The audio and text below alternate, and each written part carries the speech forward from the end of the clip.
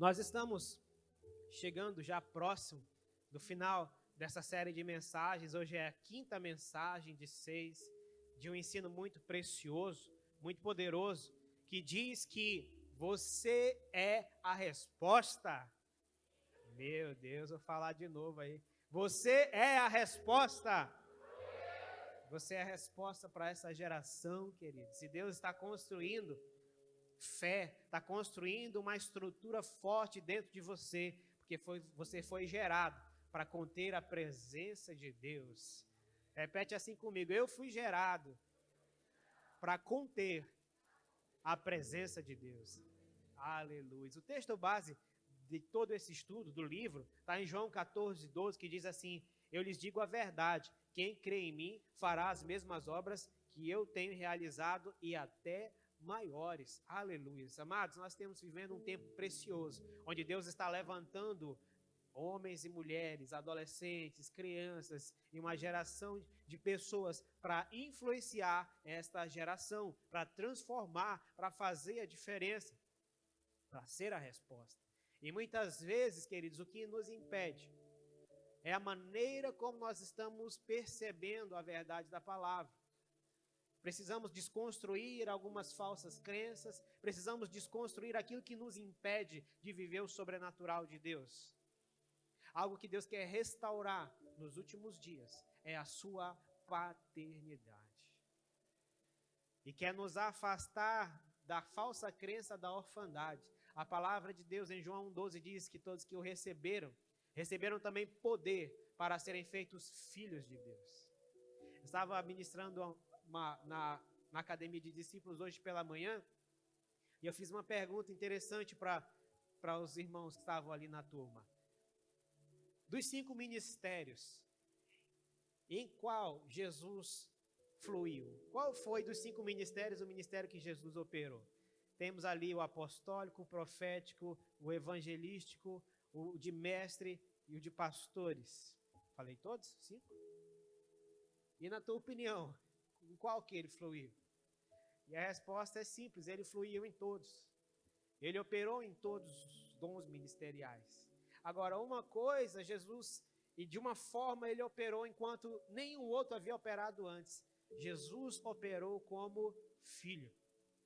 E operando como filho, ele pôde fluir nos mais diversos dons ministeriais e milagres, sinais e maravilhas, a ponto de falarem que na Bíblia não caberia todos os milagres que ele realizou. Então, agora o Espírito Santo foi liberado sobre a igreja. Foi liberado, diga assim, foi liberado sobre mim. Diz com fé aí, o Espírito Santo foi liberado sobre mim. E a Bíblia diz que há a multiforme sabedoria de Deus. Então, de certa forma, Deus quer te fazer fluir de alguma forma para expressar a glória de Deus. Aleluia. Vamos abrir nossas Bíblias? No primeiro livro dos Reis, capítulo 18, a partir do verso 35. Primeiro livro dos Reis, capítulo 18, a partir do verso 35. Deus vai operar o primeiro milagre, que é eu pregar em menos de 40 minutos. Aleluia. Glória a Deus. E diz o seguinte: em seguida ordenou: encham 4 jarras grandes com água e derramem a água sobre o holocausto e a lenha. Depois que fizerem isso, disse: façam a mesma coisa novamente. Quando terminaram, ele disse: agora façam o mesmo pela 3ª vez. Eles seguiram sua instrução, e a água corria ao redor do altar e encheu a valeta. Queridos, olha só esse contexto de milagre. O tema dessa mensagem de hoje é a fé que move o sobrenatural. A fé que move o sobrenatural. E olha só o contexto em que Elias estava se movendo. Um contexto extraordinário, onde o desafio era o Deus que mandar fogo do céu. Esse é o verdadeiro Deus. E eles estavam naquele ambiente talvez muito quente, muito calor. E ali já tinha passado o momento das pessoas que estavam sacrificando a Baal, chamando aquela entidade, oferecendo sacrifícios, se autoflagelando, e não havia resposta. Mas Elias era a resposta. E de repente ele tomou aquela postura de reconstruir o altar, reconstruir a adoração, a dependência de Deus. E depois, em um milagre que se precisava de fogo, o profeta começa a pedir: derrama água. Interessante, há várias interpretações para isso. Uma delas é de que a água, e de fato também é verdade, a água era escassa naquela época, já não chovia em Israel há um bom tempo, então a água era algo muito escasso. E quando muitas vezes oferecemos a Deus aquilo que é escasso, mas com honra e com glória, então Ele responde. Então essa é uma das formas de por que se lançou água naquele lugar. Mas na ordem da física, no sentido físico da coisa, oferecer e lançar água era um contrassenso quando se precisava de fogo. E muitas vezes, o que isso quer dizer para nós? Que nós precisamos operar segundo a direção de Deus, mesmo que isso pareça um contrassenso em relação àquilo que é do mundo. E você foi chamado para ser um contrassenso em relação a muitas coisas. Fomos chamados para ser um contrassenso em relação a tantos valores que estão sendo ensinados lá fora, mas que estão contrários à palavra de Deus. Mas os valores do reino são como água. Jesus disse para os seus discípulos: olha, vocês já estão limpos porque foram lavados pela água da palavra. Então, muitas vezes, essa água ela pode ter o significado do ensino de Deus, o ensino da palavra, aquele que restaura, que purifica, e onde nós depositamos a palavra, vem o fogo. Porque onde nós depositamos os princípios de Deus, vem a ação do Espírito Santo de Deus. E naquele lugar, profeticamente, se lança a palavra sobre um altar de adoração, e Deus responde com fogo, e Deus responde com a sua presença manifesta. Então, Elias era uma referência para nós, porque ele obedeceu, ele demonstrou ousadia, ele foi corajoso, mesmo em todas as circunstâncias. Agora, mesmo chegado até o ponto da coragem, isso ainda não era o suficiente para que o sobrenatural pudesse acontecer. Ele precisava mais do que das palavras, ele precisava mover aquela nação. As palavras de Elias não estavam convencendo o povo. Você lembra no início, pregações anteriores, que ele disse: olha, se Baal é Deus, então sirvam. Agora, se o Senhor é Deus, então sirvam ao Senhor. E o povo ficou calado. O povo estava com medo, o povo estava opresso, o povo estava afastado. Então era necessária uma ação poderosa de Deus, um resgate de Deus. Era necessária uma manifestação física. Sabe, o que muda as nossas vidas é uma manifestação física do Senhor, uma manifestação palpável, a presença manifesta. Sabe, eu indico a todos vocês que procurem uma experiência sobrenatural com Deus. Seja um encontro com Deus, seja um momento de busca aqui nas nossas salas de oração, mas você, eu, todos nós precisamos ter um encontro sobrenatural com o Senhor. O que o profeta pedia era algo diferente. Ninguém tinha operado daquela forma. Ninguém tinha feito um desafio. Muitas vezes, na minha visão, era como se fosse um duelo. Vamos fazer o duelo dos deuses. E, de repente, coloca o Senhor contra Baal. Se bem que ninguém é adversário para o Senhor. Mas, para o povo ver, para o público ver, parecia um duelo. Vamos ver quem é Deus. E tinha um contra 850. Um homem de Deus, um profeta do Senhor contra 850 profetas, entre profetas de Baal e de Azerá. Aí prova que um com Deus é maioria, né? Glória a Deus. Então, além de acreditar que desceria fogo, ele quis deixar claro que esse fogo só desceria por uma manifestação sobrenatural. E ele deixou isso claro quando jogou água e encheu aquele altar todo com água. Elias estava respondendo a uma instrução do Senhor.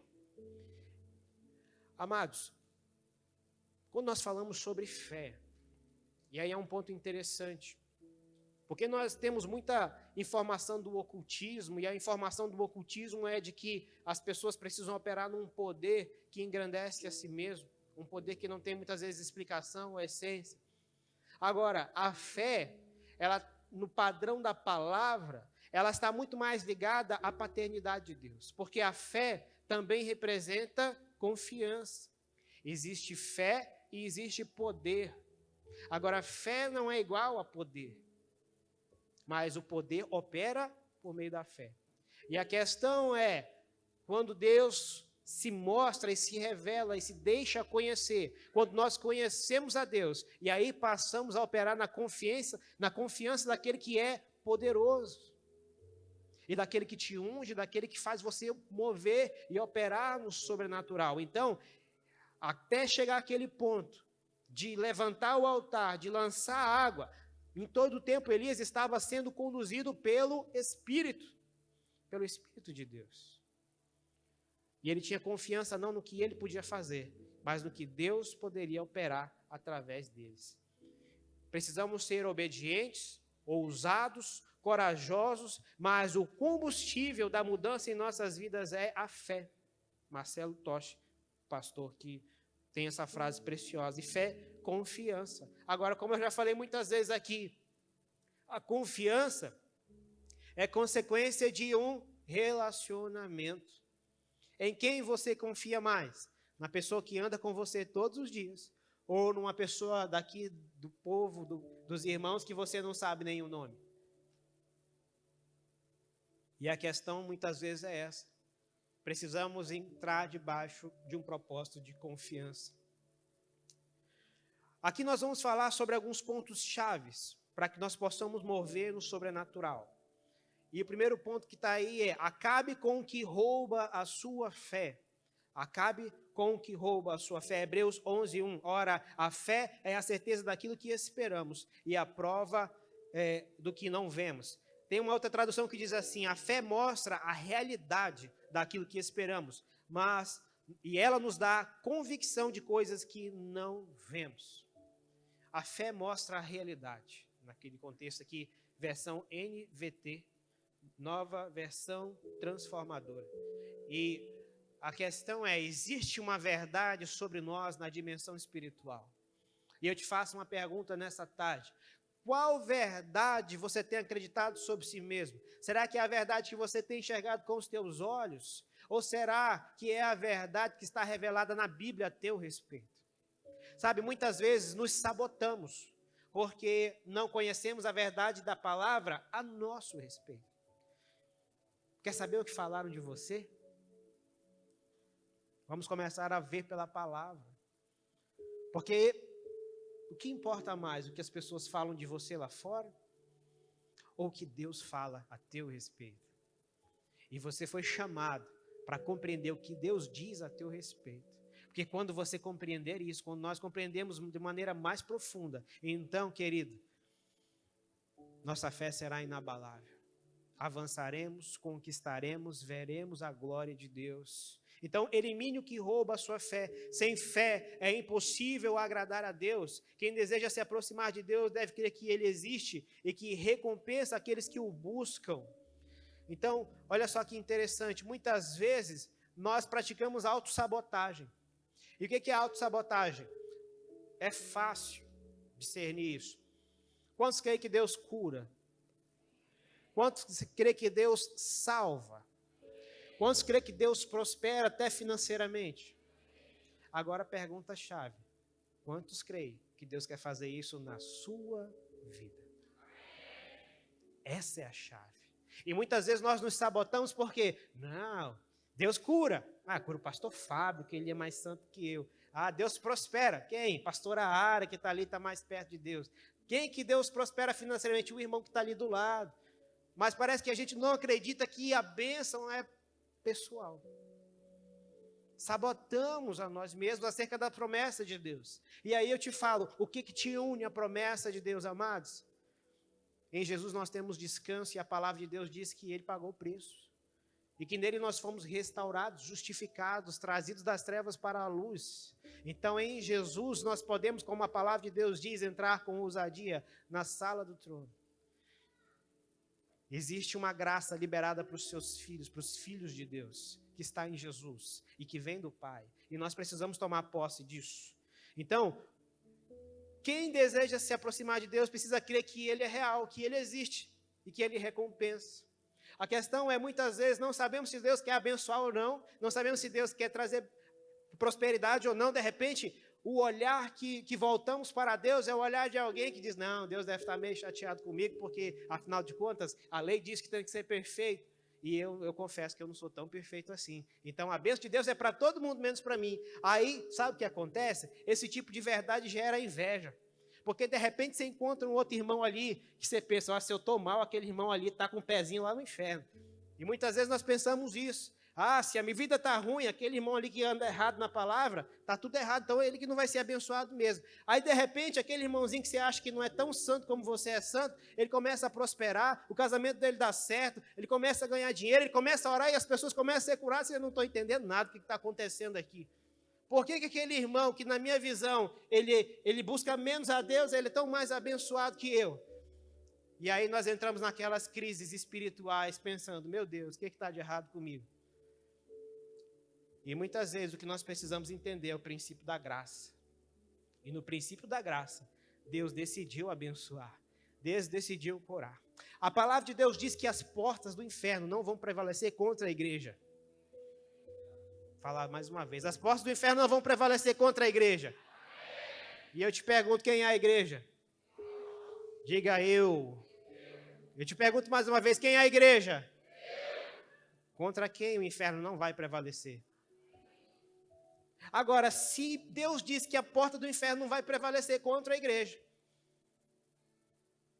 como podemos então achar que Deus está contra nós, se Ele quer que os filhos prevaleçam? Sabe, lá Deuteronômio fala que Deus conduziu o povo pelo deserto como um pai conduz o seu filho. E eu fiquei imaginando essa cena. E eu imagino Deus, quem é pai sabe, quando o filho está começando a andar, e o filhinho vem caminhando, e o pai está aqui. Mas olha só que interessante, porque ele, Pai poderoso do céu, ele tinha um lugar de honra, uma terra prometida, um lugar de graça e favor, e ele vem trazendo o filho, e de repente tem aqueles que não são filhos, e Deus está dizendo assim, não, dá licença, vai saindo do meu caminho, vai saindo que meu filho está chegando, meu filho está chegando, meu filho está chegando. E muitas vezes, a questão que eu quero que você entenda nessa tarde é que não se trata de Deus em relação ao mundo, se trata de um pai em relação ao seu filho, se trata do Deus poderoso conduzindo a noiva de Jesus, dizendo, vem para cá, que eu vou te trazer e vou te colocar num lugar de honra, vem para cá que eu vou sustentar a tua fé, vem para cá que você não está sozinho, vem para cá porque talvez você não tenha força, mas a minha força vai fazer você chegar onde tem que chegar. E esse é o ponto que nós precisamos compreender. Eu não estou aqui descredenciando a santidade, eu não estou descredenciando a nossa consagração, mas sabe, o que nós precisamos entender, de muito mais precioso que tudo isso, é entender que a fé atua pelo amor. Mas que amor é esse? É o amor de Deus por nós, que se manifestou em Cristo Jesus. Então eu preciso conhecer quem Deus é, Ele existe. E qual é o coração de Deus? Ele abençoa aqueles que o buscam. Aleluia, Hebreus 11:6 diz isso. Então, a fé, segundo o autor de Hebreus, é a certeza de coisas que não vemos, que ainda acontecem, e é um firme fundamento. Sem fé é impossível agradar a Deus. Vamos pensar em termos de Deus como uma pessoa, e vamos pensar em termos de Deus como alguém confiável, alguém amigo, amoroso, e que de fato o que Deus deseja é que nós possamos confiar nele como pessoa, uma pessoa confiável. Lembra aí de uma pessoa que você confia muito. Agora, como é desconfortável você lidar com pessoas que não confiam em você. E a proposta de Deus é que nós possamos confiar. Romanos 11:17 diz assim, o justo viverá pela fé.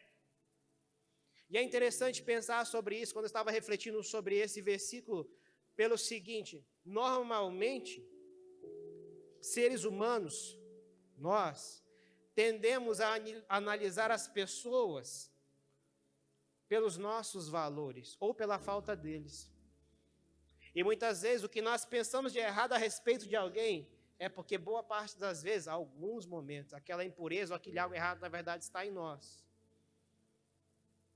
Agora aqui fala de um justo que vive pela fé. E qual é o padrão do justo? O justo ele vai aprender a confiar porque ele é uma pessoa confiável. O justo aprende a se deixar entregar porque as pessoas que se entregam a ele, ele traz o suporte. Então, agora, o ponto-chave para entender tudo isso é que a Bíblia diz também que nós temos a mente de Cristo. Declara, eu tenho a mente de Cristo. Então, você tem a mente de um justo. E quando você começa a olhar pela perspectiva da mente de Cristo, da mente do justo, então você olha para Deus com a mentalidade de justo. E você vai saber, Deus não vai me deixar sozinho. Ele vai me ajudar. E eu vou caminhar no sobrenatural. Só que vivemos num mundo rodeado de incredulidade e dúvidas. Então, nesse mundo é mais fácil duvidar, indagar, questionar do que crer. E isso tem roubado a nossa fé. Quais são os ladrões da fé? Letra A, que está aí para vocês. Ansiedades da vida. Entreguem-lhe todas as suas ansiedades, pois ele cuida de vocês. 1 de Pedro, capítulo 5, verso 7. Eu estava conversando outro dia com uns colegas, discípulos, e o meu termo para ansiedade, eu não sei de onde vem a origem dessa palavra, depois você pode me falar a etimologia da palavra, mas eu costumo falar agoniado,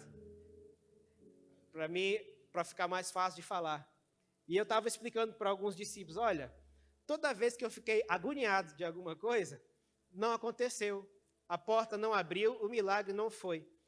Mas todas as vezes que eu consegui lançar toda essa agonia diante de Deus e descansei, a porta abriu e o milagre aconteceu.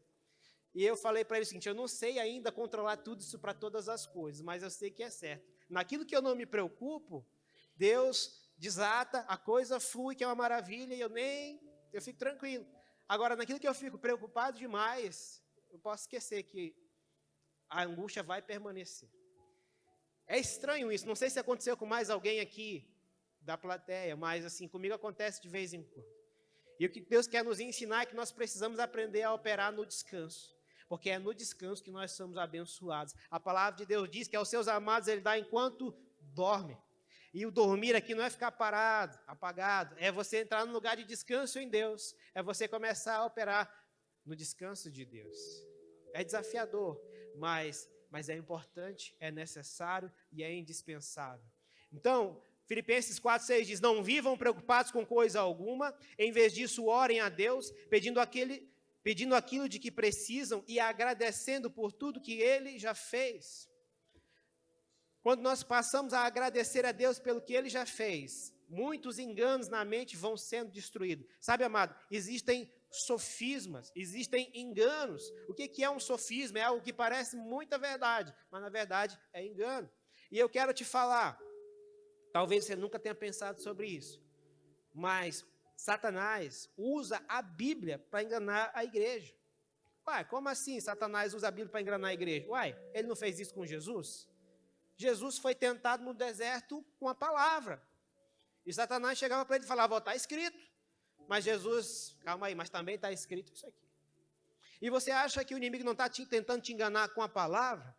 E muitas vezes o engano da palavra está dizendo que você não vai ser abençoado, que você não vai prosperar, que a tua célula não vai avançar, porque você olha para si mesmo e segundo a palavra você vai encontrar muita reprovação, que você não sabe nem de onde vem nem por que é. Sabe, muita coisa que tem te impedido de viver o teu milagre é porque você não sabe nem no que está acreditando, mas tem algo lá no fundo, uma voz dizendo que você não vai conseguir. Agora, desafia a sua mente. Toda vez que uma sensação de que não vai dar certo chegar ao teu coração, faça essa pergunta: por que não vai dar certo? Pergunta a si mesmo, por que não vai dar certo? E aí a luz vem, ô Espírito Santo, pergunta Espírito Santo, por que isso não vai dar certo? O Espírito Santo no mínimo vai te falar, quem disse que não vai dar certo? Ou pergunte baseado na palavra, Espírito Santo, baseado na palavra de Deus, que versículo me garante que isso aqui vai dar errado?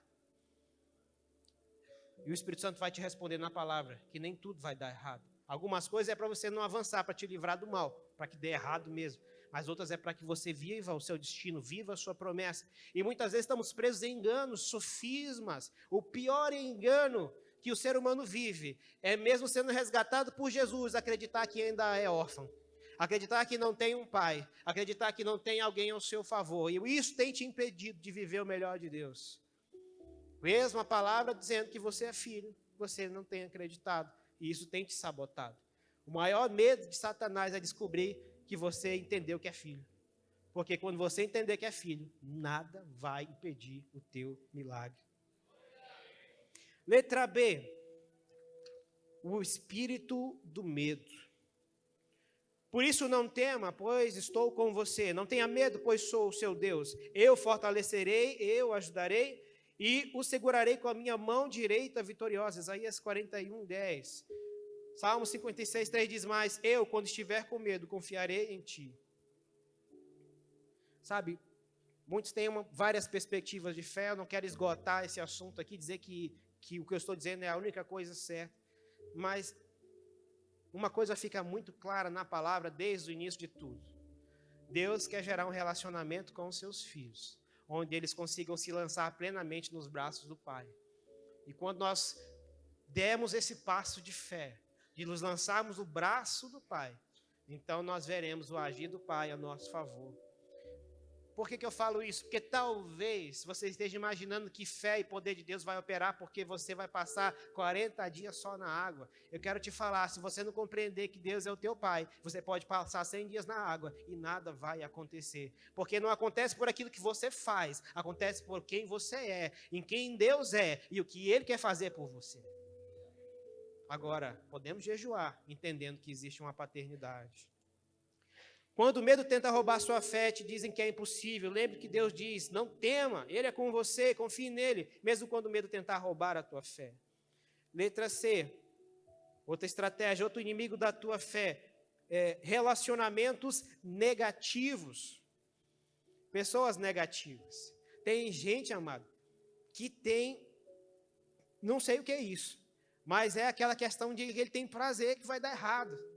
Eu lembro disso há muito tempo atrás, tinha conhecido Jesus, eu estava na fila de espera lá para tomar posse no concurso, eu conversava com uma colega que já estava trabalhando lá no tribunal, e eu falava para ela: olha, está chegando a minha vez, vamos chamar. Ela falava: não, só chamaram mais esse aí, já vão parar de chamar. Eu ficava, ué, e todas as vezes eu fiz isso umas 3 vezes, aí chamava mais um, eu conversava com ela: olha, chamaram, acho que está chegando a minha vez. Ela: não, foi só mais esse, não vão chamar mais ninguém. E eu fiquei, meu Deus, eu não vou falar mais nada não.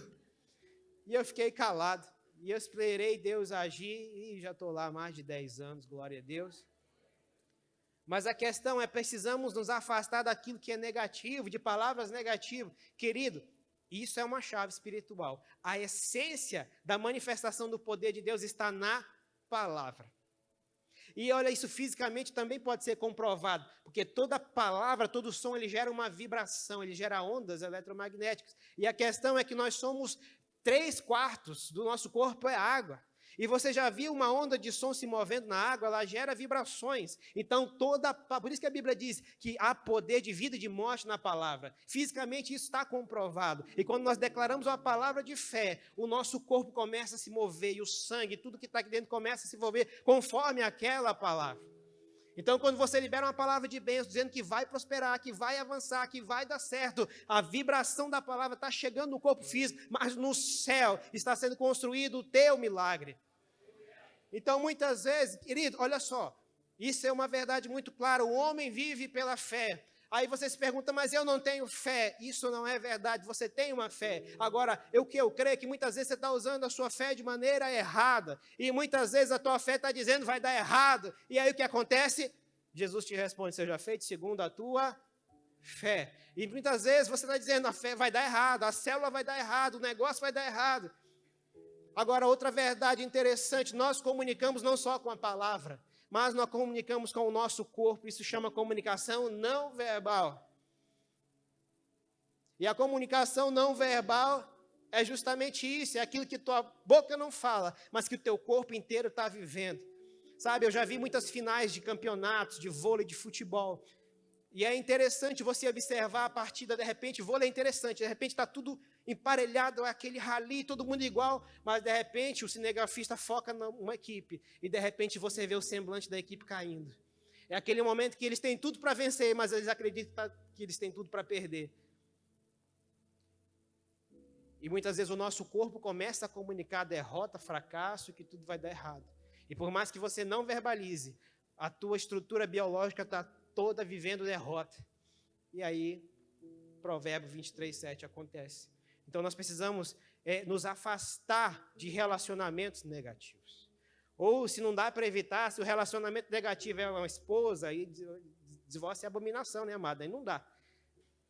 Sentir de Deus me divorciar porque você é uma pessoa negativa. Não tem sentido. Profetiza. Declara o milagre, declara a restauração. E peça que Deus transforme toda maldição em bênção. Mas começa a declarar palavras de vida.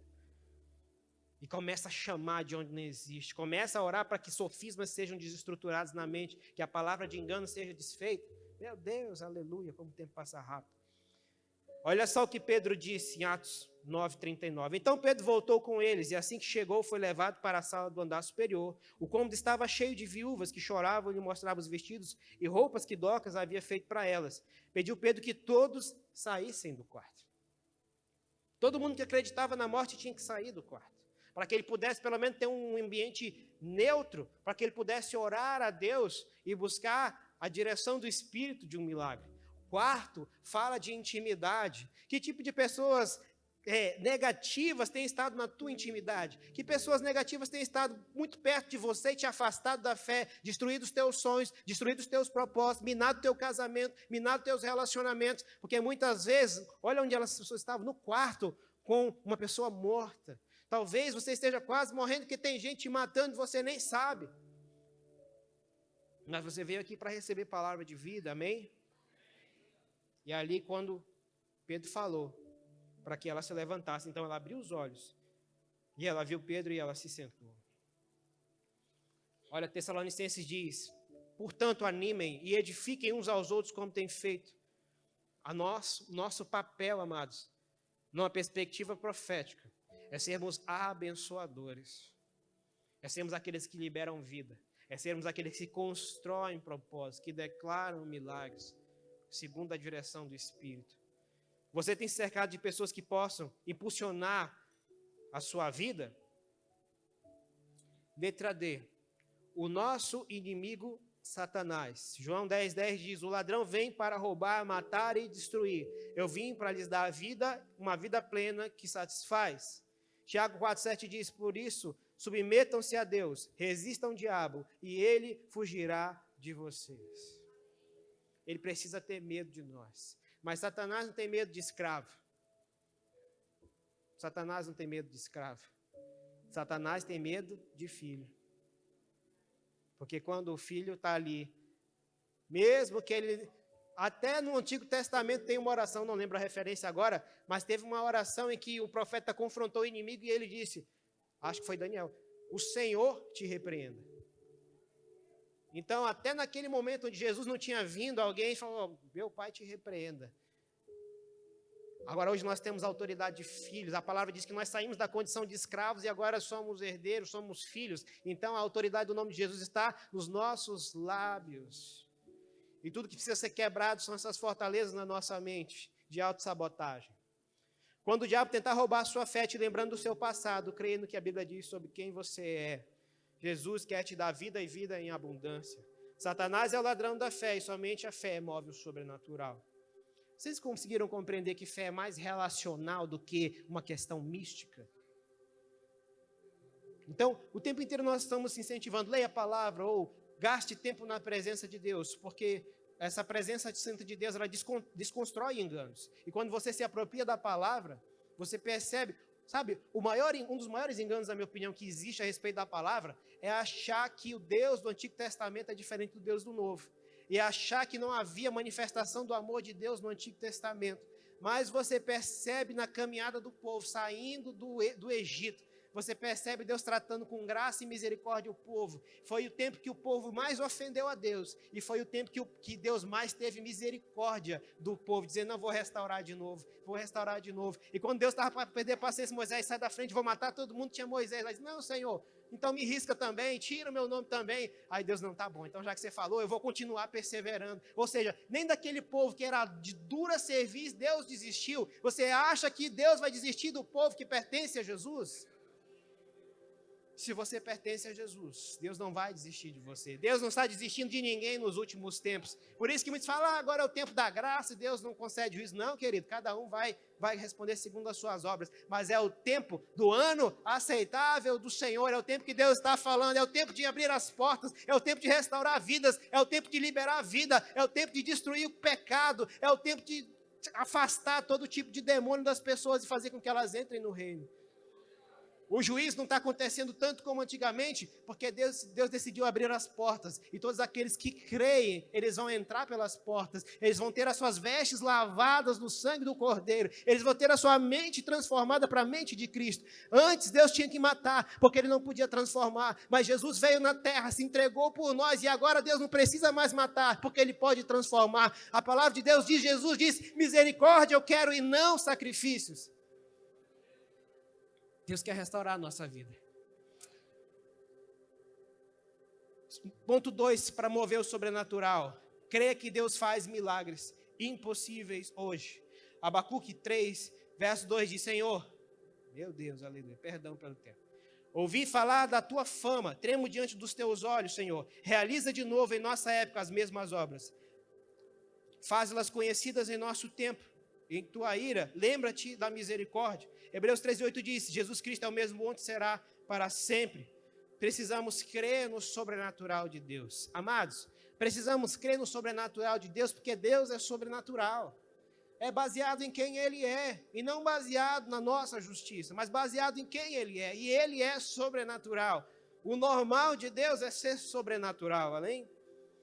O mesmo poder que estava em Elias, é o mesmo poder que estava em Jesus, é o mesmo poder que está nos apóstolos, e que está aqui no nosso meio e através de nós. Olha só o engano, Mateus 22:29, Jesus diz, o erro de vocês é não conhecer as Escrituras e nem o poder de Deus. Sabe, antes quando eu me converti, eu achava que se eu conhecesse mais de Deus, então eu seria mais condenado, porque a Bíblia diz que quem é muito é dado, mais será cobrado. Eu falei, se eu conhecer mais a Bíblia, eu estou enrolado, porque Deus vai me pegar na palavra, eu estou perdido. Mas olha só, a verdade é que quanto mais você conhece a Deus, mais você conhece o amor do Senhor, e quanto mais você conhece o amor do Senhor, mais você confia nele. A Bíblia revela quem Deus é, o caráter de Deus, a vontade de Deus e quem é o homem regenerado. Aleluia. A fé gera certeza. Elias já sabia o que Deus queria realizar. Ele tinha visto atos tremendos da parte de Deus. Preciso caminhar para o final dessa mensagem. Glória a Deus. Primeira vez que me tanta coisa para falar, né? Assim, aleluia. Terceiro ponto. Aplique concordância em fé. João 14, verso 12. Eu lhes digo a verdade, quem crê em mim fará as mesmas obras que eu tenho realizado e até maiores. Minha mensagem, minha pregação não consistiram em palavras persuasivas de sabedoria, mas em demonstração do poder do Espírito. 1 Coríntios 2:4. Do que adianta crer, mas não exercer a sua fé? A fé sem ação de nada vale. Várias situações na sua vida são oportunidade de você crer e exercer a sua fé. Aleluia. Deus quer que cresçamos na intimidade com Ele. Conclusão. Aliás, isso é importante falar, Marcos 16, 17. Os seguintes sinais acompanharão aqueles que crerem. Em meu nome expulsarão demônios, falarão novas línguas, pegarão em serpentes sem correr perigo. Se beberem algo venenoso, não lhes fará mal. E colocarão as mãos sobre os enfermos e eles serão curados. Pergunta básica aqui, quantos aqui já oram em línguas? Segunda pergunta básica, se nós oramos em línguas, e essa faz parte desse verso aqui, o que nos impede de vivermos as outras partes do que Jesus falou? Desafio para nós, mas é um desafio para nós nos entregarmos. Se você é discípulo de Jesus, então você tem o Espírito Santo. Conclusão, Deus não quer que eu e você tenhamos apenas conhecimento, mas das experiências sobrenaturais de heróis da fé, mas que sejamos inspirados a ponto de vivermos e registrarmos a nossa história de avivamento.